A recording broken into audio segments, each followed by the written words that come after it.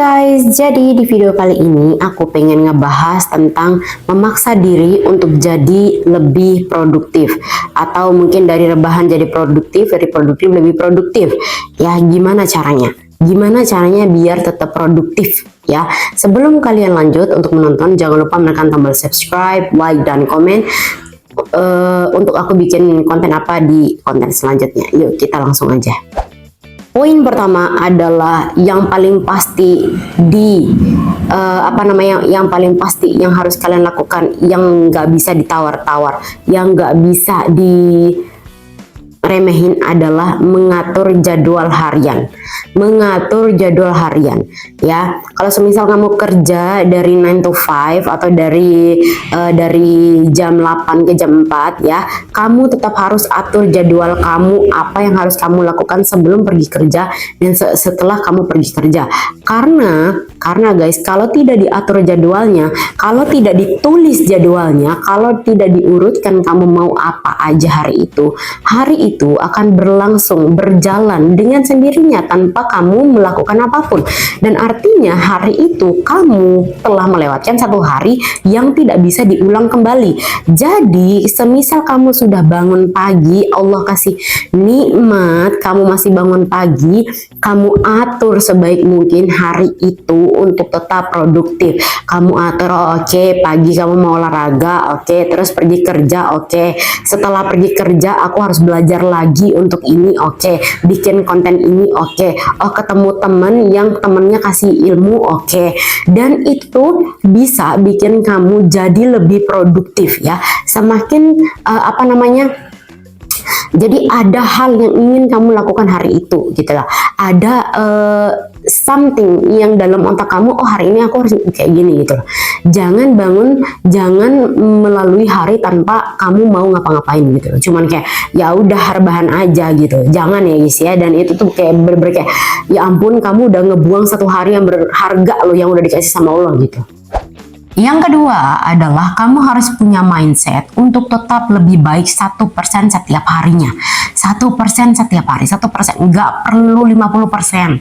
1% itu cuma kayak seuprit guys ya, bener-bener kayak seuprit. Contoh, semisal kemarin kamu bangun jam 8, sekarang kamu usahakan untuk bangun jam 5 misal gitu. Itu udah 1% ya, itu udah 1%, satu perilaku yang sekiranya bisa membuat kamu berkembang gitu ya. Jadi jangan sampai di dalam satu hari kita nggak ngelakuin apapun ya, meskipun kamu hanya cuma belajar kayak ngeliatin YouTube, belajar ini dan kamu nontonin dengan benar-benar tanpa kegiatan lain, tapi setidaknya di hari itu kamu udah belajar, di hari itu kamu udah lihat sesuatu yang bermanfaat untuk diri kamu gitu loh ya. Meskipun kamu rebahan sisanya gitu karena males atau karena lagi hormon atau karena lagi apa, tapi jangan sampai kosong, bener-bener kosong satu hari. Bener kata orang, nggak perlu fokus ke 50 sampai 100, kamu hanya perlu fokus 1% aja. Yang kemarin kamu nggak ada edit video, hari ini kamu harus edit video satu aja. Satu, nggak perlu 2, nggak perlu 3, satu aja, dan kamu upload. Itu udah sebuah kemajuan, dan kamu lakuin itu setiap hari. 1% itu kayak bener-bener kayak peningkatan yang mungkin nggak banyak orang, dan bahkan kamu sendiri tuh tidak sadari kamu sedang mengalami peningkatan. Tapi ketika kamu konsisten dengan 1% itu, bisa jadi kamu sampai di 100%. Ya, kamu pasti sampai di 100% ketika 1% kamu konsistenin gitu loh. Jadi yang terakhir adalah kalau memang kamu ada tipikal orang yang gak bisa tawar-menawar dengan kemalasan, kalau memang kamu adalah orang yang gak bisa hidup tanpa rebahan dan main scroll HP, gimana kalau gini aja, kasih syarat ke diri sendiri sebelum akhirnya rebahan. Syaratnya adalah tidak boleh rebahan sampai pekerjaan ini dan itu selesai. Misal, kamu ada rencana hari ini mau olahraga. Oke, mau olahraga dan gak punya rencana lain selain olahraga di hari itu. Oke, karena kamu lagi males. Oke, dan sekarang masalahnya adalah kamu lagi males olahraga. Oke, kita kasih syarat aja ke diri sendiri. Gak boleh rebahan sampai selesai olahraga. nggak boleh rebahan sampai selesai dulu kerjain tugasnya, nggak boleh rebahan sampai selesai dulu nih ngapa-ngapainnya. Ya, setelah kamu selesaiin semua pekerjaan kamu, kamu baru boleh rebahan scroll TikTok sampai kamu mual, sampai kamu lama, sampai terserah, pokoknya terserah sampai kamu bosan pokoknya. Intinya syaratnya adalah selesaikan pekerjaan utama, selesaikan hal yang harus diselesaikan hari itu dulu, baru boleh rebahan. Ya, kayak gitu ya guys ya.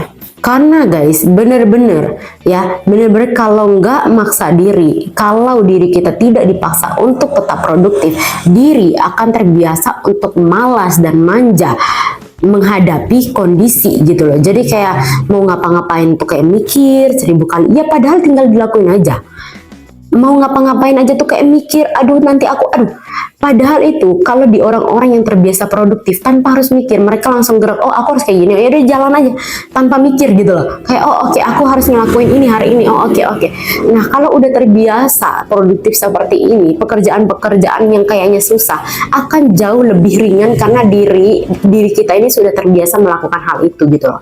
Tapi kalau sehari 2 hari udah mulai membiasakan diri untuk malas, sampai seminggu kemudian kamu akan rasakan efeknya. Kamu akan ada dalam lazy mood, kamu akan ada di dalam kondisi 50% dari kehidupan kamu selama seminggu hanya isinya scroll TikTok or Instagram tanpa belajar, dan kamu hanya akan ada di kondisi rebahan dan mageran.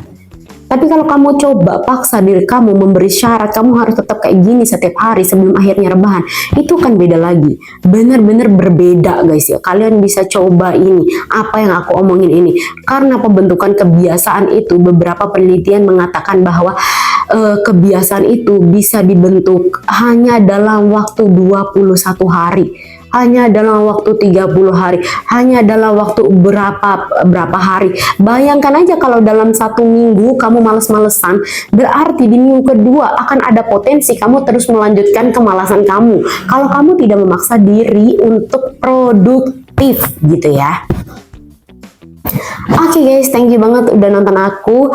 Kamu boleh komen, aku bisa bahas apalagi di bawah di next video. Setelah video ini kita akan belajar edit dari nol. Untuk memula yang mau belajar, aku ajarin dari nol definisi nol, dari perkenalan aplikasi CapCut ya. Aku akan ajarin di next video. Oke, thank you. Jangan lupa tekan tombol subscribe juga, like dan share video ini kalau kamu punya temen yang susah banget untuk produktif. Bye bye.